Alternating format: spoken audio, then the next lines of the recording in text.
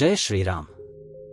मृत्यु के समय मनुष्य जिस जिस भी भाव को स्मरण करता हुआ शरीर को त्यागता है उसे ही प्राप्त होता है। तब तो बड़ा सस्ता सौदा है। आजीवन मौज करें और मरने लगे तो भगवान का स्मरण कर लेंगे। परंतु श्री कृष्ण कहते हैं ऐसा होता नहीं। उसी भाव का चिंतन कर पता है जैसा जीवन भर किया है। वही विचार बरबस आ जाता है जिसका जीवन भर अभ्यास किया है गया है, अन्यथा नहीं हो पाता। अतः इसलिए अर्जुन, तू हर समय मेरा स्मरण कर और युद्ध कर। मुझ में अर्पित मन और बुद्धि से युक्त होकर तू निसंदेह मुझे ही प्राप्त होगा। निरंतर चिंतन और युद्ध एक साथ कैसा संभव है? हो सकता है कि निरंतर चिंतन और युद्ध का यही स्वरूप हो कि जय कन्हैया लाल की, जय भगवान की कहते रहे और बाण चलाते रहे। परंतु स्मरण का स्वरूप अगले श्लोक में स्पष्ट करते हुए योगेश्वर कहते हैं, हे पार्थ, उस स्मरण के लिए योग के अभ्यास से युक्त हुआ मेरे सिवाय दूसरी ओर ना जाने वाले चित्त से निरंतर चिंतन करने वाला परम प्रकाश स्वरूप दिव्य पुरुष अर्थात परमात्मा को प्राप्त होता है। मान लीजिए कि यह पेंसिल भगवान है, तो इसके सिवाय अन्य किसी वास्तु का स्मरण नहीं आना चाहिए। इसके अगल बगल आपको पुस्तक दिखाती है या अन्य कुछ भी, तो आपका स्मरण खंडित हो गया। स्मरण जब इतना सूक्ष्म है कि इष्ट के अतिरिक्त दूसरी वस्तु का स्मरण भी ना हो, मन में तरंगे भी ना आए, तो स्मरण और युद्ध दान एक साथ कैसे होंगे? वास्तव में जब आप चित्त को सब या से समेटकर अपने एक आराध्या के स्मरण में प्रवृत्त होंगे तो समय मायिक प्रवृत्तियां काम क्रोध राग द्वेष बाधा के रूप में सामने प्रकट ही हैं। आप स्मरण करेंगे किंतु वे आपके अंदर उद्वेग पैदा करेंगी। आपका मन स्मरण से चलायमान करना चाहेगा। उन एक बहिरी प्रवृत्तियों का पार पाना ही युद्ध है। निरंतर चिंतन के साथ ही युद्ध संभव है। गीता का एक भी श्लोक बहिरी मारकाट का समर्थन नहीं करता।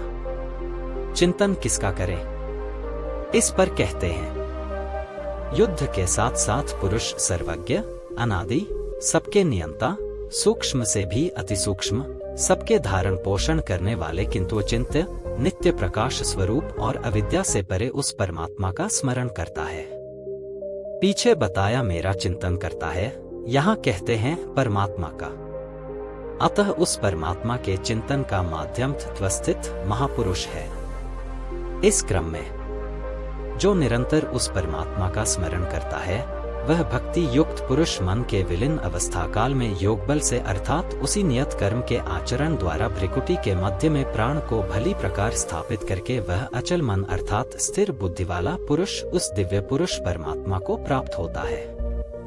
सतत स्मरणीय है कि उसी एक परमात्मा की प्राप्ति का विधान योग है।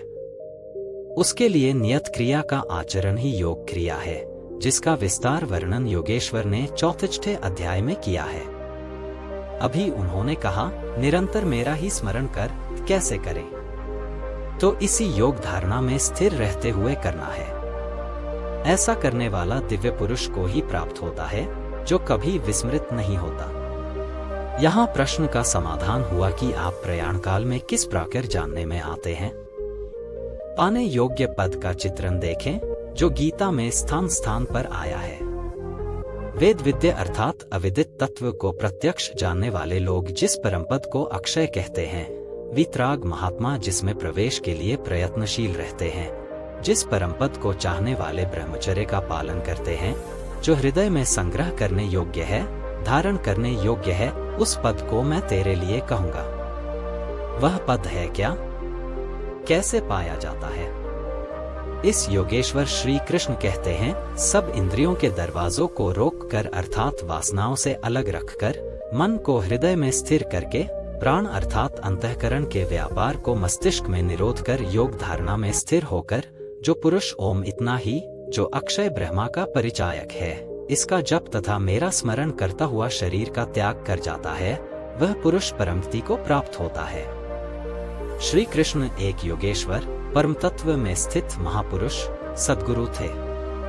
योगेश्वर श्री कृष्ण ने बताया कि ओम अक्षय ब्रह्मा का परिचायक है, तू इसका जप कर और ध्यान मेरा कर। प्राप्ति के हर महापुरुष का नाम वही होता है जिसे वह प्राप्त है, जिसमें वह शामिल है, इसलिए इसका नाम ओम बताया और रूप अपना। योगेश्वर ने कृष्ण कृष्ण जपने का निर्देश नहीं दिया, लेकिन कालांतर में भावुकों ने उनका भी नाम जपना आरंभ कर दिया और अपनी श्रद्धा के अनुरूप उसका फल भी पाते हैं। जैसा कि मनुष्य की श्रद्धा जहाँ टिक जाती है, वहाँ मैं ही उसकी श्रद्धा को पुष्टि करता तथा मैं ही फल का विधान भी करता हूँ। भगवान शिव ने राम शब्द के जपने पर बाल दिया।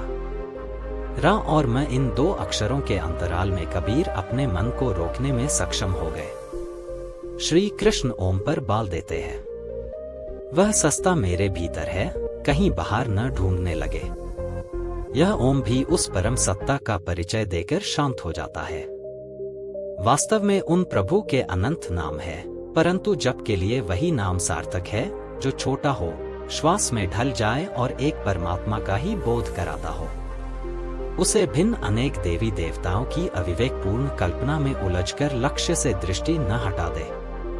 जय श्री राम, हर हर महादेव।